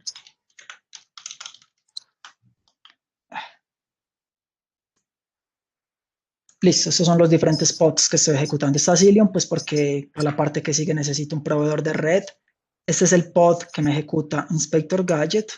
Y estos son los pods, que serían los pods del usuario, los pods que me ejecutan mi aplicación como tal. Ok. Es un operador, me imagino, ¿sí? Y gadget. No, es simplemente un ¿No? daemon seed, no es un operador como Ok. tal, no tiene que ser un Ok. operador. Y bueno, acá puedo ejecutar otros comandos, por ejemplo, SSNOP. Puedo ver cómo hay, estos son los diferentes procesos que se están ejecutando. Dame solo un segundito, yo veo si tenía el comando. Oh, este era el comando que quería. Entonces acá voy a ejecutar otro pod. Este sí se está ejecutando, my pod 3, que lo que va a hacer es que va a obtener información, va a descargar la página de Kinfolk. Entonces, por ejemplo, si yo quiero saber solo los procesos que se está ejecutando en este pod, lo que yo puedo hacer es, puedo filtrar por el nombre del pod. Entonces, si yo meto menos pod name, my pod 3, puedo ver exactamente cuáles son los procesos que están ejecutando en ese pod en particular. Entonces, vean que acá se está ejecutando el wget. Y bueno, si yo hago, por ejemplo, este en my Buenísimo. pod, puedo ver cuáles son los procesos que se están ejecutando en el otro pod, que bueno, son diferentes a los de my pod 3. Lo interesante acá es que puedo ver las cosas específicas para cada pod. De hecho, si existieran múltiples containers, podría filtrar por el container específico en el pod o puedo filtrar también usando las labels. Sin necesidad de dar el nombre de un pod, puedo decir todos los pods que tengan cierta label en particular, los quiero filtrar. Digamos que Inspector Gadget simplemente es un wrapper encima de VCC. Lo que hace es adecuar las herramientas de VCC de manera que las podamos usar en este contexto de Kubernetes. Bueno, desafortunadamente por razones de tiempo no les puedo mostrar todas las posibilidades de Inspector Gadget. De pronto para otra charla en el futuro lo podemos organizar. En 2 minutos les comento que hay otras herramientas interesantes. Por ejemplo, el Network Policy es uno que nos permite generar las Network Policies de manera automática dependiendo del tráfico que generan las aplicaciones. Entonces yo hago el deployment de una aplicación, Inspector Gadget me captura el tráfico que dicha aplicación genera y me sugiere unas Network Policies que me permiten solo ese tráfico en particular y me bloquean todo lo demás. Otro muy interesante es Traceloop, que es una herramienta que me permite obtener todas las llamadas al sistema que hacen los pods, inclusive si el pod se estrelló. Entonces, uno tiene Traceloop que se está ejecutando. Si un pod se estrella, después soy capaz de, con Traceloop, saber cuáles fueron las llamadas al sistema que dicho pod ejecutó y probablemente entender por qué razón el pod se estrelló. Bueno, esto era todo sobre Inspector Gadget. Como les decía, no es la única tecnología, no es el único producto que usa eBPF para hacer tracing en Kubernetes. Hay muchos productos, bueno, no muchos, hay varios productos que nos permiten hacer funciones similares. Bueno, y el otro caso de uso importante de eBPF es el networking. Eso es relacionado con la pregunta que me hicieron hace un rato. Yo puedo conectar los programas eBPF en diferentes niveles del networking.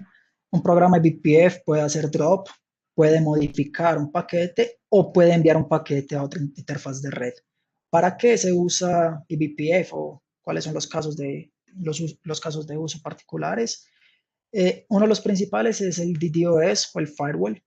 eBPF me permite eliminar los paquetes basado en dirección IP, puertos, inclusive en información de nivel 7 hasta cierto punto. Y una cosa interesante es esta tecnología que se llama SDP, Express Data Path, que lo que hace es que el programa eBPF no se ejecuta como tal en el kernel de Linux, por decirlo así, pero se ejecuta en el driver de la tarjeta de red. Entonces, somos capaces de hacer el drop del paquete muy rápido antes de hacer la alocación de memoria donde se guarda el paquete en el kernel de Linux. Para los que están están familiarizados con los ataques de DDoS, lo que un ataque de DDoS intenta es enviar un paquete lo más arriba posible en un host, de manera que se consuma la mayor cantidad de CPU procesando un paquete que no sirve para nada. Entonces, lo que nos permite esta tecnología es eliminar el paquete casi inmediatamente cuando me llega al host. Bueno, otras aplicaciones son el load balancing. Yo puedo modificar los contenidos del paquete, especialmente las direcciones de destino, como son las direcciones IP, las direcciones MAC. Entonces yo puedo recibir un paquete, reescribo la dirección IP y así lo reenvío a otro host o a otro container o a otra máquina virtual haciendo un algoritmo de load balancing. Y bueno, realmente las posibilidades con eBPF son bastantes. Puedo implementar funciones de red complejas como routers, como bridges, inclusive NATs. Puedo implementar, de hecho, muchas funciones de red. Y bueno, el networking con eBPF en Kubernetes se usa porque todo el networking que Kubernetes hace se puede implementar en eBPF. Les voy a mostrar detalles más adelante. Es una solución muy poderosa, muy flexible y, por decirlo así, no es un experimento, existen ya productos muy conocidos y muy fuertes en el mercado que me hacen esto. Existe Calico y Cilium, que son dos proveedores de red que me implementan todo el networking de Kubernetes usando VPF. De nuevo, les daré detalles en unos minutos cuando de la presentación acerca del Kubernetes Networking. Bueno, yo normalmente cuando hago estas presentaciones me gusta poner una lista de links en caso que las personas quieran leer más documentación. Lo que yo les estoy contando acá no es nada nuevo, yo no estoy reinventando acá nada. Básicamente es información extraída de estos sitios. Entonces, si quieren conocer más cosas al detalle, si quieren conocer más información, pueden visitar estos sitios y ahí van a obtener la documentación de BPF y de las diferentes herramientas que les presenté en esta parte de la charla. ¿Tienen preguntas hasta este punto? Sí, hay una por acá. ¿Dónde entra Prometheus usando Gadget? Están planes, no mentiras, no, por el momento no. Eh, Inspector Gadget por ahora lo hemos pensado como una solución de debugging para desarrolladores, por ahora. Entonces, usted es un desarrollador, está desarrollando algo que va a correr en Kubernetes, encuentra algo que no funciona, entonces con Inspector Gadget puede saber por qué la aplicación no está funcionando. Planes a futuro quizás podría ser no implementarla solo con el objetivo de desarrolladores, sino de manera que ésta pueda recolectar información del sistema y enviar esta información a un sistema como Prometheus, como Grafana o algún otro sistema de monitoreo del host, de Ok. monitoreo de Kubernetes, perdón. Súper, otra pregunta. Al usar servicios de Kubernetes en la nube, ¿qué ventaja me da eBPF?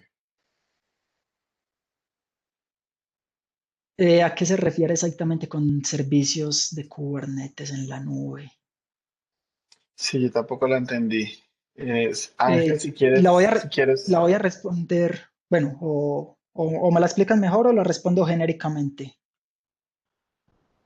si Ángel quiere quitar el mute o si quieres darle con la respuesta genérica. Listo, la respuesta es Sí, ¿me escuchan?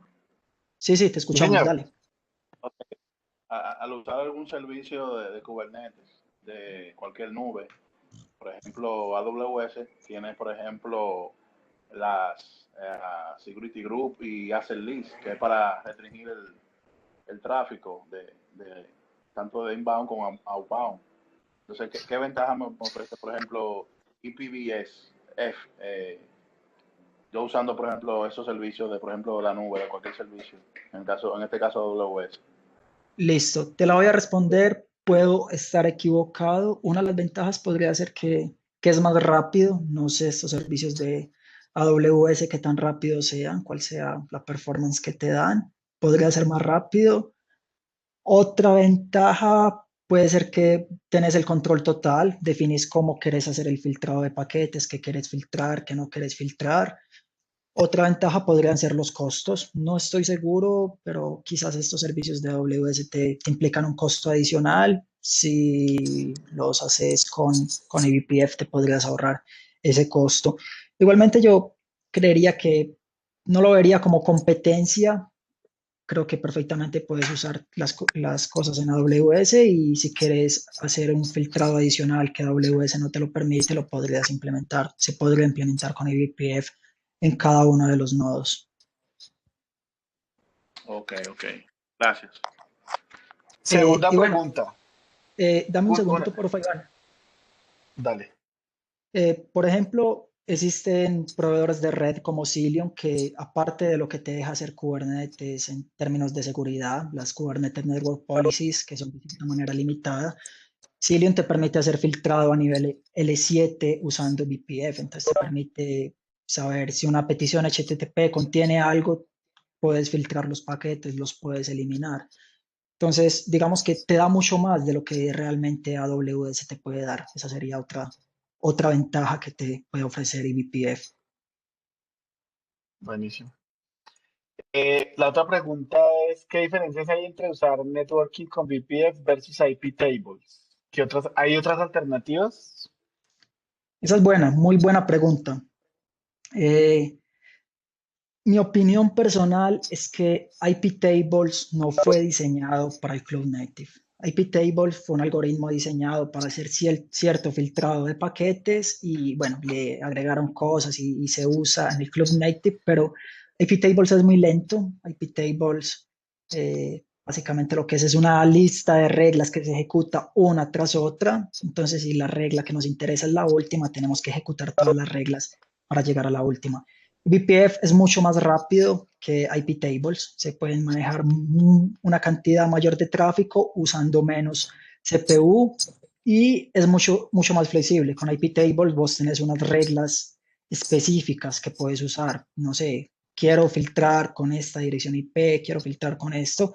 En eBPF como tal es una máquina virtual, vos podés escribir el programa eBPF y filtrar básicamente como vos querás. Entonces, para concretar, BPF es más rápido y más flexible que iptables. Súper. Listo. Hasta ahí llegaron las preguntas, estimado. Listo. Iván, no sé qué hacemos porque creo que el tiempo ya está cortico y me falta la mitad de la presentación. ¿Qué proponéis? ¿Qué te falta? ¿Qué te falta? Mm, Pero digamos que podríamos ir como hasta las 7:45. No sé si no sé crees si que me... lo logres. Pues yo O... quería hacer como una introducción al networking de Kubernetes, mostrar qué son los servicios, cómo se comunican los pods y estas cosas, pero creo que es un Bueno, poquito pues apurado.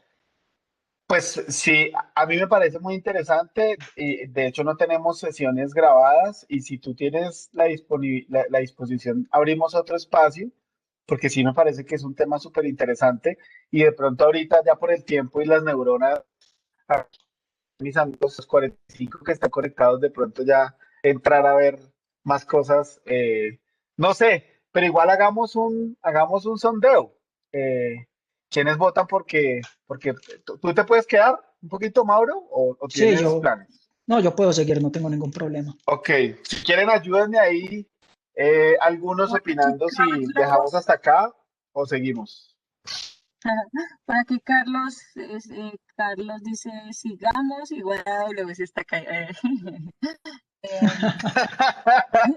Uy, ese chiste le hubiera gustado a un amigo que trabaja en Amazon. Humberto también, Pues es todo el mundo Luca. está emocionado, todo el mundo Listo, está no, emocionado y dice, hagámosle, pero entonces también para no quitarte mucho tiempo, si quieres, démosle hasta las 8. Y trata dale. tú, pues obviamente ahí tienes 30 minutos para que Listo, no, sí, yo creo nos... que en treinta minuticos la saco. Igual si alguien se tiene que ir De, ya o está cansado, tenemos la grabación y después la pueden ver. ahí Entonces, está grabado, sí. listo, sigamos. Bueno, entonces, esta segunda parte de la presentación les quiero mostrar qué es el Kubernetes, qué es el networking de Kubernetes, cuáles son los conceptos un poco de bajo nivel. Yo sé que probablemente todos ustedes han trabajado con Kubernetes, pero quizás nunca hayan estudiado en detalle de qué se trata, cómo funciona el networking en Kubernetes, cómo un paquete va de un host al otro y cómo se implementa realmente este networking en Kubernetes. Lo primero es que Kubernetes como tal nos define un modelo de networking. Es un modelo de networking que se llama flat, que quiere decir que no se necesita NAT para que los paquetes pasen de un pod a otro pod o de un host a otro host. No hay un mecanismo de NAT en la mitad. ¿Por qué es importante esto? Eso es importante porque usualmente cuando uno configura los NAT comete errores, se complica todo, es más difícil de debuguear porque entonces una dirección hay que entender si es antes del NAT, después del NAT. No, cuando decidieron implementar el modelo de networking de Kubernetes, dijeron, vamos a hacerlo plano, sin NAT. No hay un NAT, no es necesario tener un NAT para pasar los paquetes de un pod a otro pod. Eh, Cada pod en Kubernetes obtiene una dirección, su propia dirección IP, que es única en todo el clúster. Y todos los containers que están en el mismo pod comparten la misma dirección IP. Y bueno, esas son dos reglas que se tienen que cumplir para tener que el networking, que el modelo de networking de Kubernetes dice que se tienen que cumplir. La primera es que un pod en un nodo se puede comunicar con todos los pods en todos los nodos sin NAT. Ahorita les muestro en una imagen de qué se trata esto. Y la segunda es que los agents o los procesos que se ejecutan en un nodo se pueden comunicar con los pods en ese nodo en particular, en este caso también sin NAT. Estos son como los diferentes casos que se deben considerar en el modelo de redes del networking de Kubernetes. Está la comunicación container a container, la comunicación pod a pod, un pod a servicio. También cómo se acceden los servicios desde el externo, cómo un pod puede acceder a Internet y otro concepto de ingress que es cómo se expone un servicio al Internet. Esta es como una imagen que nos representa todos los componentes del modelo de networking en Kubernetes. Entonces acá tenemos un clúster que está compuesto por dos diferentes nodos. Estos nodos se comunican a través de una red. Esta red acá la estoy dibujando como una nube porque esa red puede ser básicamente cualquier cosa. Puede ser un cable de red que me comunica directamente a los dos nodos. Puede ser una red nivel 2 a través de un switch. Puede ser una red nivel 3 a través de un router. Puede ser internet. No hay como una exigencia particular de qué tiene que ser esa red. Cada pod tiene una dirección IP diferente, como pueden ver acá. Cada pod tiene una dirección IP diferente dentro del clúster. Y generalmente los pods tienen una interfaz de red virtual. Dicha interfaz de red virtual se conecta a, de nuevo, una nube que gira, una nube que se ejecuta en el nodo que se llama el node networking. Esto es un componente que nos hace todo el procesamiento de los paquetes de manera que un paquete de un pod pueda viajar a otro pod, que un pod se pueda comunicar con un pod en otro nodo, que el pod pueda acceder a Internet y todas las combinaciones posibles. Entonces, digamos que esto es un elemento que nos permite, que nos brinda la conectividad entre los diferentes pods.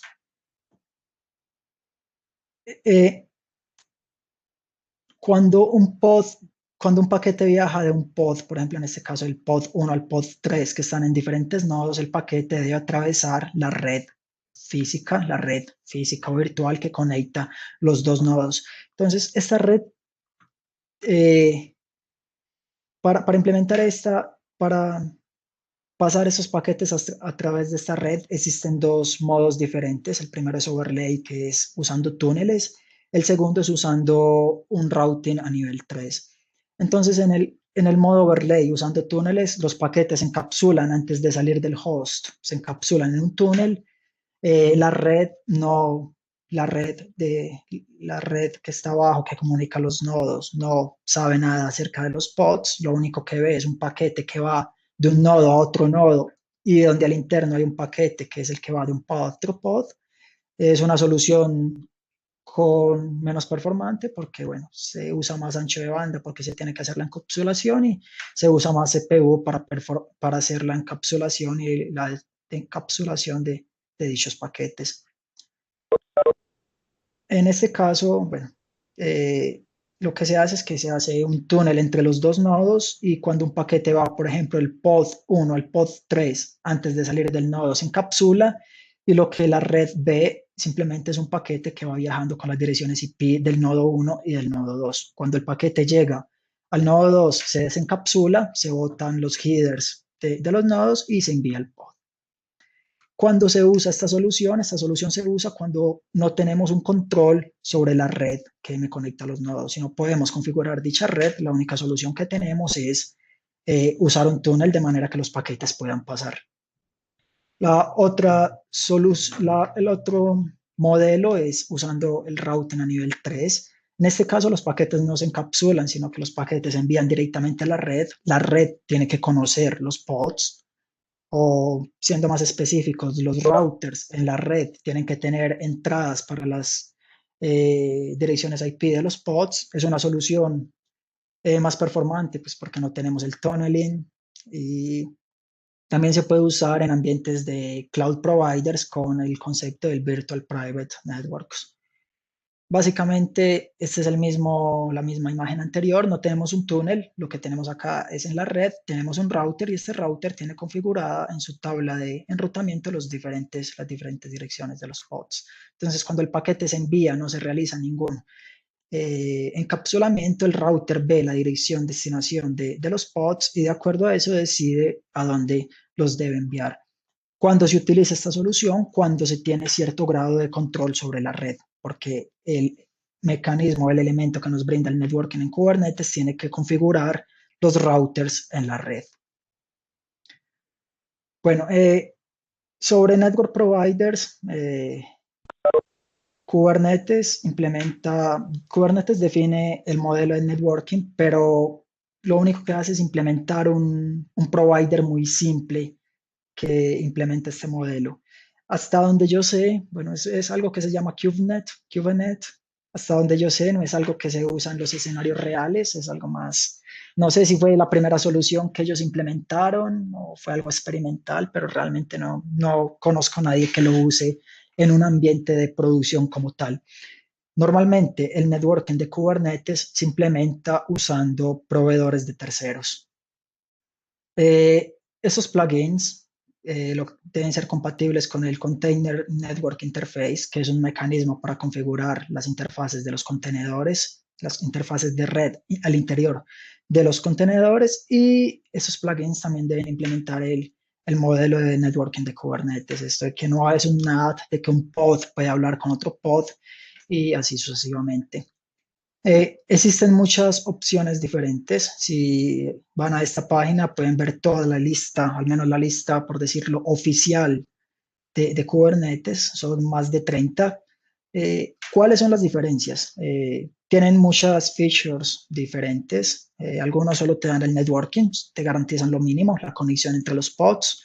Otros te brindan soporte para las network policies, otros te brindan network policies especializadas y bueno, un conjunto de funcionalidades diferentes extras.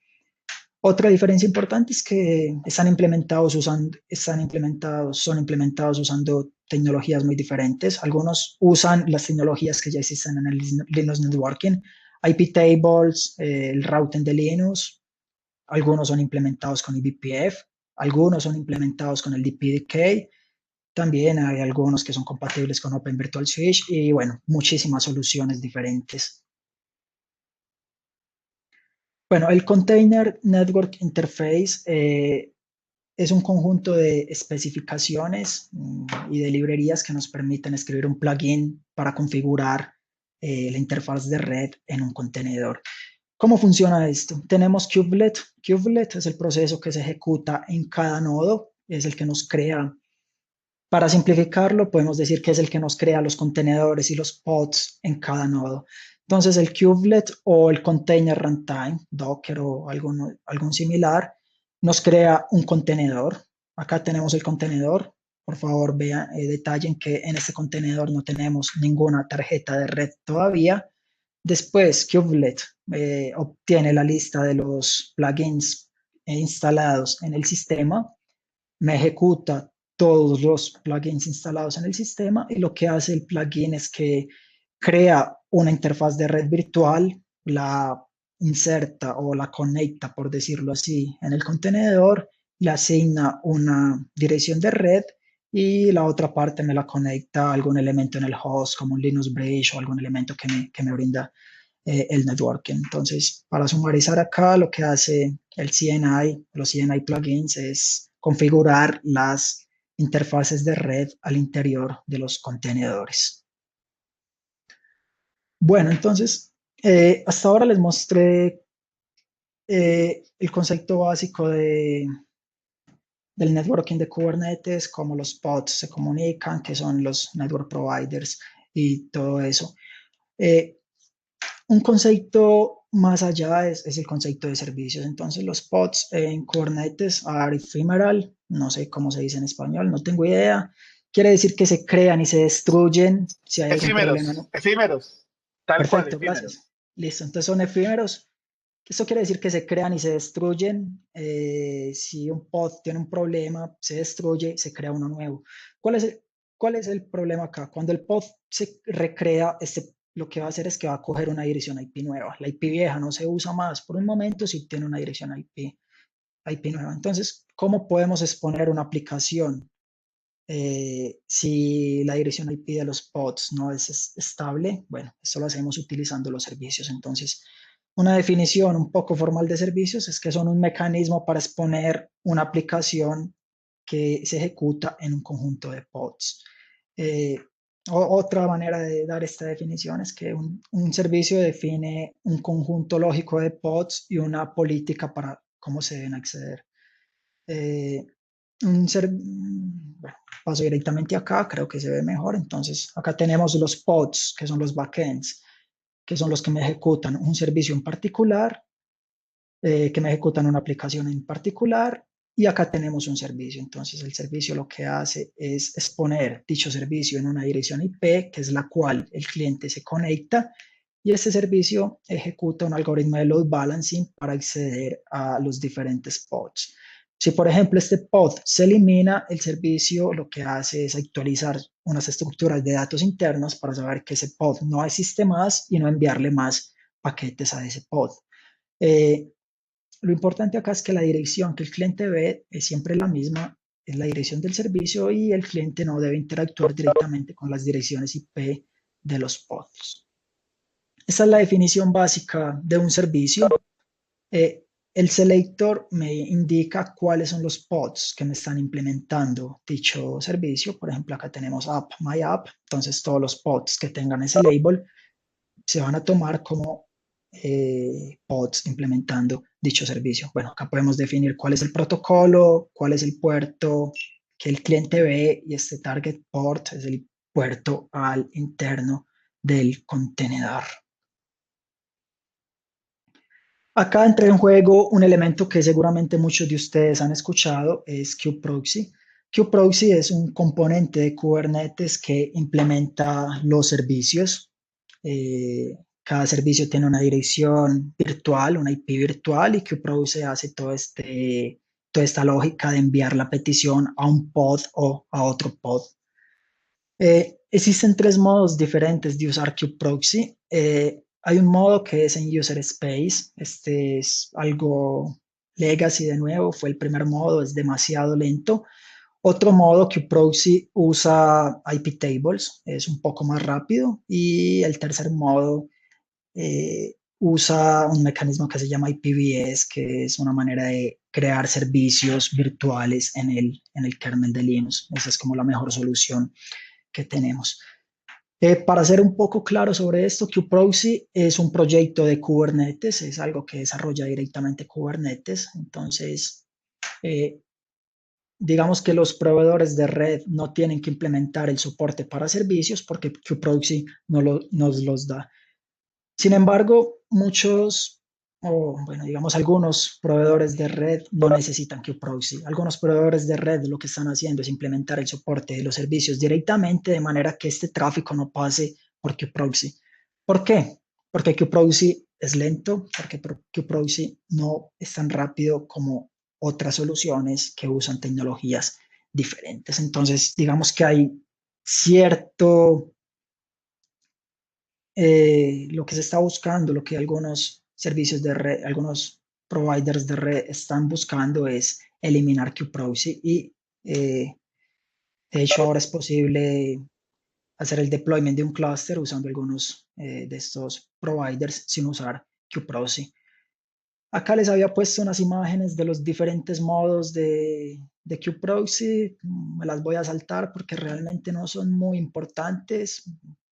Simplemente explican que en algunos son más rápidos que otros, y bueno, acá lo que les decía, que algunos proveedores no necesitan kube-proxy.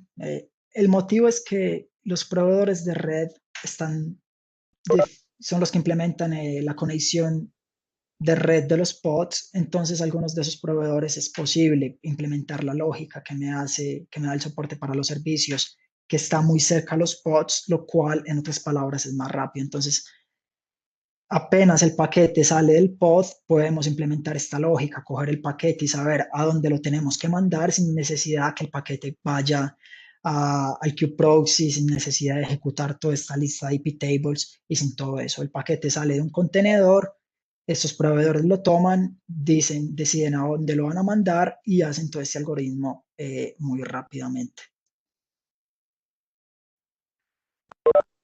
¿Qué tiene que ver eBPF con el Kubernetes, con el networking de Kubernetes? Bueno, básicamente lo que les mostraba ahora, que esto es el mecanismo Esa es la lógica que nos implementa, este es el componente que nos implementa la lógica para pasar los paquetes de un pod a otro, de un nodo a otro.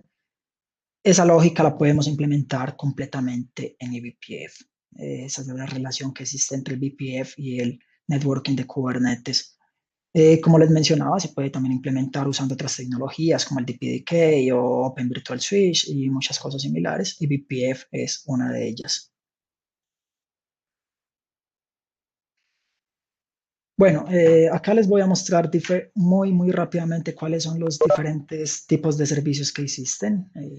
Creo que ya muchos de ustedes están familiares con ellos. Son tres tipos diferentes, bueno, de hecho son cuatro, acá me salté uno. Tenemos Cluster IP, Node Port y Load Balancer. El Cluster IP es una manera de exponer un servicio internamente al cluster, es el modo de default. Internamente quiere decir que se puede acceder desde otros pods o desde aplicaciones corriendo en los nodos. El rango de direcciones IP, de direcciones virtuales que estos servicios obtienen, se puede configurar con este flag que se pasa al Kube API Server. Esta es la definición de un cluster IP. Acá no especificamos exactamente que se trata de un servicio cluster IP, es el modo default. Y bueno, acá tenemos cuál es el protocolo, cuál es el puerto del servicio, cuál es el puerto en los contenedores. Cuando uno no especifica cuál es la dirección IP que se va a usar, Kubernetes automáticamente toma una dirección libre y me la asigna al servicio. Este sería el caso de un servicio cluster IP, este sería un ejemplo. Entonces tenemos esos dos pods que nos implementan el servicio. Tenemos un cliente que es otro pod. Entonces cuando el cliente quiera acceder al servicio, lo accede usando la dirección virtual del servicio. Entonces lo que sucede es que el paquete llega acá, acá lo toma kube-proxy o el proveedor de red, corre, ejecuta el algoritmo de load balancing y me envía el paquete a este backend o incluso a este backend, dependiendo de la lógica que simplemente. Lo importante acá es que el cliente que está accediendo a dicho servicio gira como un pod en uno de los nodos. Otro tipo de servicio es el Node Port. Este nos permite exponer un servicio al exterior. Se expone como un puerto en todos los nodos del clúster. Este puerto el rango de puertos que se puede usar se configura usando este flag, pues este es el valor de default, y este se usa para configurar, usualmente se usa para configurar los balancers que no son controlados por Kubernetes. Exactamente lo mismo anterior, el caso anterior, el ejemplo anterior, la única diferencia es que acá le estamos definiendo cuál es el tipo de servicio que queremos ejecutar. Y bueno, acá el client es un client externo. El servicio se expone a través hasta la dirección IP del nodo. Este es un puerto del rango que les mostré. Y acá en el otro nodo tenemos el mismo puerto, pero con la dirección IP de este nodo. Y lo que hace un cliente es acceder a dicho servicio usando la dirección IP del nodo. Entonces, cuando el cliente envía el paquete a dicho nodo, el paquete se procesa acá por este elemento y bueno, el elemento decide si enviarlo a este backend o si enviarlo a este backend. Con los servicios Node Port existe una particularidad y es que es posible que el cliente acceda a un nodo que no implementa, donde ningún pod implementando el servicio, corriendo el servicio, se está ejecutando. Entonces lo que pasa en este caso es que el paquete arriba hasta el kube-proxy o el provider de red, este ejecuta el algoritmo de load balancing, no hay ningún pod ejecutándose en este nodo, ningún backend pod ejecutándose en este nodo. Entonces el paquete se envía fuera del nodo, hace el recorrido hasta un nodo que tiene un backend pod implementando el servicio. Y bueno, acá el paquete de nuevo debe retornar a dicho nodo y finalmente ir al cliente. Entonces digamos que en algunos casos pueden haber unas combinaciones no óptimas. El último caso es el load balancer. En este caso se configura un load balancer para el servicio, un cloud load balancer para el servicio. Cuando el load balancer se crea, lo que se hace es que el IP que se le da a este load balancer se almacena en el estado del servicio. Entonces, este es de nuevo el ejemplo. En este caso estoy diciendo que el servicio es load balancer. Le estoy definiendo también un cluster IP porque lo puedo definir, no es necesario, pero lo puedo definir. Y acá en este status podemos ver cuál fue la dirección IP que se le dio a dicho load balancer en el cloud provider. Este es el ejemplo de cómo se ve un servicio load balancer. Entonces, este es un servicio load balancer creado en el cloud provider que tiene esta dirección IP. El cliente accede al servicio usando esta dirección IP y el load balancer decide si enviar el paquete a este nodo donde se ejecutan los pods o lo envía a un nodo donde se están ejecutando los pods corriendo el servicio. Bueno, Iván, yo tenía algunas demostraciones, pero yo creo que por cuestiones de tiempo podemos parar acá. Sí, dale, está bien, de verdad, muchas gracias por tiempo, se extendió porque surgieron unas preguntas muy interesantes. Mauro, muchísimas gracias, muchachos y muchachas y todos los que están en esta sesión. Solo se fueron unos pocos, logramos tener en algún momento 47 personas. Si alguien tiene alguna pregunta para Mauro adicional, aprovechen. Por acá te están mandando las gracias, que estuvo muy chévere. ¿Qué plugins bueno, CNI pues, no usan QProxy? Por acá hay una pregunta. Sí, no lo había visto. Hasta donde yo conozco Cilium. Cilium siempre ha intentado sacar QProxy porque Cilium está implementado 100% en eBPF. QProxy usa IP tables. Se dice que eBPF va a reemplazar IP tables, entonces por cuestiones técnicas y también por cuestiones políticas, Cilium dice QProxy no se necesita, podemos hacer todo sin QProxy, somos mejores porque no necesitamos QProxy. Y Consistencia.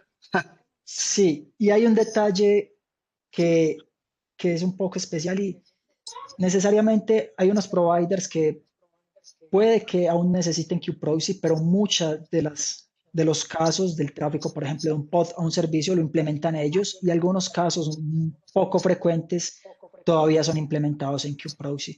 Entonces, no quiere decir que QProxy me implementa todos los casos, o mejor, QProxy es el que me toma el tráfico para todos los casos, pero en algunos casos excepcionales lo podría hacer, mientras que el servicio, el proveedor de red me implementa los casos más importantes. Buenísimo. Listo. Sí, Ángel, vamos a subir este video al canal. Antes de parar la grabación, les agradezco mucho a todos por habernos acompañado el día de hoy. Mauro, muchas gracias por tu tiempo. Estuvo genial. Gracias a ustedes. A todos. Muchísimas gracias por la invitación. Me encantó.